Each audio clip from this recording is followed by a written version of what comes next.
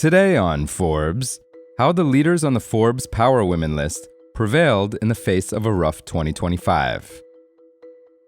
There was a moment towards the beginning of Beyoncé Knowles Carter's $400 million grossing Cowboy Carter tour this summer when the Grammy-winning artist wrapped up her rendition of the Star-Spangled Banner with lyrics from Paul McCartney's civil rights anthem, Blackbird, singing, quote, "You were only waiting for this moment to be free," to transition to Freedom, her certified platinum collaboration with Kendrick Lamar.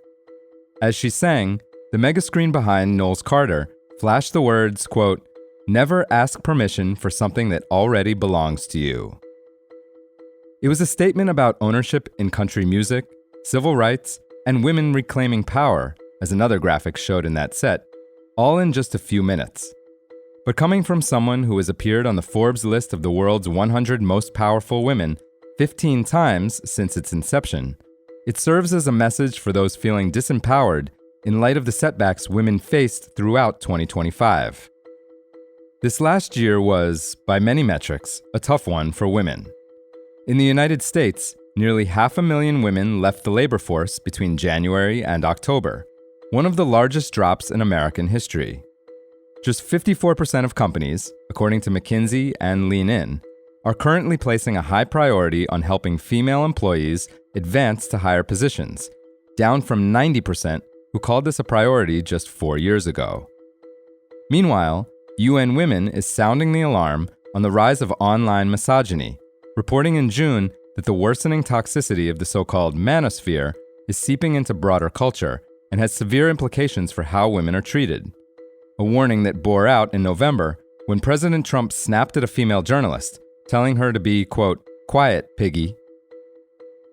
And yet, there are plenty of signs that women are not staying quiet, and in fact are setting records, from the highest number of women in the U.S. Senate, a record first set in 2020 but reclaimed in the most recent election, to the unprecedented number of women set to be governors at the same time, 14 starting in January, and the record number of self-made women billionaires, 114 across the globe. The 100 most powerful women in the world are boldly embracing their roles. Sanai Takaichi, who makes her Power Women debut at number 3, was elected as Prime Minister of Japan, becoming the first woman in history to helm the $4 trillion in GDP nation.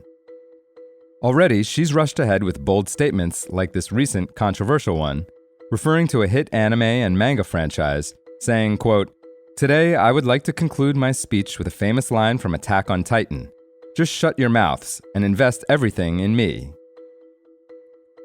Billionaire philanthropists Mackenzie Scott, who is number 11 on our list, gave nearly $900 million to higher education, including more than $700 million to historically black colleges, while Melinda French Gates, who is number 13, gave $250 million to 80-plus nonprofits, including more than $100 million to advance research in women's health. Taylor Swift, number 21, paid a reported $300 million to reassert ownership over her master recordings from her first 6 albums. And AMD CEO Lisa Su, number 10, struck an agreement with OpenAI to build 6 gigawatts of AI chips over the next several years, in a deal that could be worth tens of billions of dollars and transform the AI ecosystem. Powering massive change is something we look for when compiling the annual list of the world's 100 most powerful women, which was just released Wednesday.